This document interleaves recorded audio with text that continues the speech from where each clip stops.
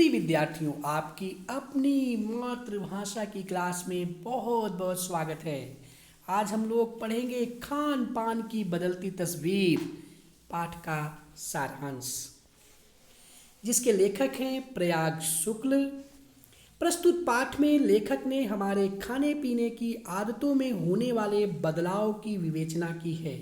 दक्षिण भारत से उत्तर भारत तक या पूर्वी भारतीय क्षेत्र से पश्चिमी भारतीय क्षेत्र तक अब प्रत्येक वस्तु मुख्यतः खाद्य सामग्री आसानी से मिल जाती है।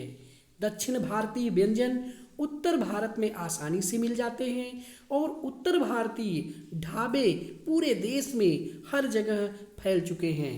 फास्ट फूड, जिसका अर्थ है तुरंत भोजन, का प्रचलन भी बड़े शहरों में काफ़ी बढ़ चुका है और हर कोई इससे परिचित है। 2 मिनट्स नूडल्स और आलू चिप्स आज किसी भी स्थान का सर्वप्रिय खाद्य है और हर कोई इससे परिचित है, परंतु इसके कारण उस स्थान विशेष में मिलने वाले नाश्ते, नमकीन आदि का चलन कम होता जा रहा है। इस मिश्रित संस्कृति के फलस्वरूप आम लोगों की पहुंच के बाहर के नाश्ते जैसे ब्रेड आदि, जो पुराने समय में ऊंचे पदों पर काम करने वाले लोग ही खाते थे, वर्तमान में गांवों और कस्बों में आसानी से मिल रहे हैं। नई पीढ़ी पर इस मिश्रित मीन्स मिली जुली संस्कृति का सबसे अधिक असर पड़ा है, जो कि स्थानीय व्यंजनों के बारे में ज़्यादा जानती नहीं और उसे स्थानीय व्यंजन अब लुभाते भी नहीं। इस कारण स्थानीय व्यंजनों की संख्या में कमी आई है। जो स्थानीय व्यंजन बहुत अधिक चर्चित हैं, वे आज अपने उद्गम स्थान के साथ ही अन्य स्थानों में बहुतायत मिलते हैं, जैसे दिल्ली के छोले कुलचे और मुंबई की पाव भाजी पर इसके साथ ही कई स्थानीय व्यंजन लोगों की तथा विशेषतः नई पीढ़ी की उपेक्षा के कारण अब स्थानीय बाजारों से गायब ही हो चुके हैं। पुराने व्यंजनों की गुणवत्ता में भी गिरावट आ चुकी है, जैसे आगरा का पेठा, मथुरा का पेड़ा अब उतना अच्छा नहीं मिलता जितना पहले मिला करता था। इसके अलावा महिलाओं के पास समय की अभाव के कारण मौसम विशेष में मिलने वाले खाद्यान्नों तथा फलों से बनने वाले व्यंजन जैसे खरबूजे के बीजों को सुखाकर, छीलकर, पीसकर बनने वाले व्यंजन आदि भी लुप्त होते जा रहे हैं। अर्थात आजकल हम केवल उन्हीं व्यंजनों को अपना रहे हैं जो कि पकाने में सुविधाजनक हैं और बढ़ती महंगाई के कारण भी कई व्यंजन पकाना कठिन हो चुका है। खान पान की इस मिश्रित संस्कृति के सकारात्मक पक्ष भी हैं। महिलाओं को अब जल्दी पकने वाले विविध व्यंजनों की विधियां पता हैं।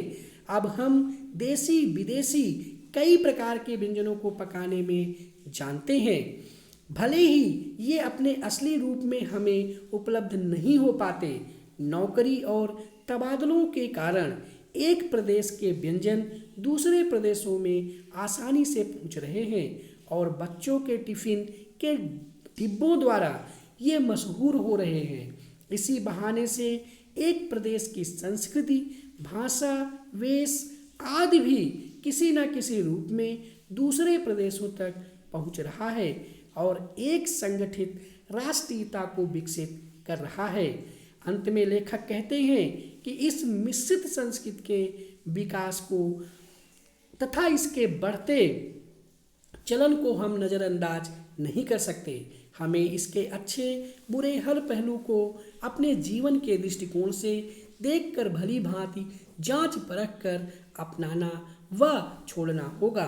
वे ही चीज़ें अपनानी होंगी जो कि स्वास्थ्य, स्वाद तथा सरसता की दृष्टि से हमारे लिए लाभदायक हो तथा साथ ही अपने स्थानीय व्यंजनों का पुनरुद्धार करना होगा ताकि वे एथनिक कहलाकर 5 सितारा होटलों में ही ना मिले। बल्कि घरों बाजारों में पहले की तरह मशहूर हो जाएं। ये व्यंजन खास दुकानों की जगह आम दुकानों में मिले।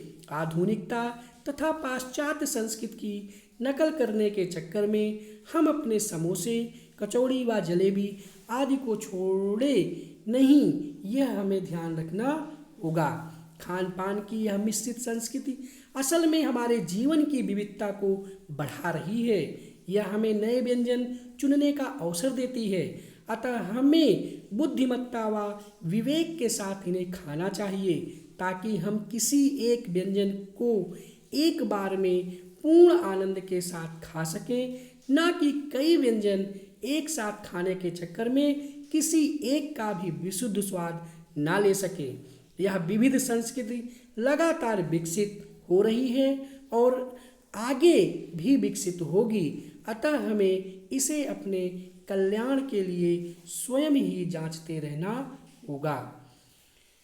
प्रिय विद्यार्थियों, इसके अभ्यास कार्य से संबंधित प्रश्नों के विषय में अध्ययन हम अगली श्रृंखला में करेंगे।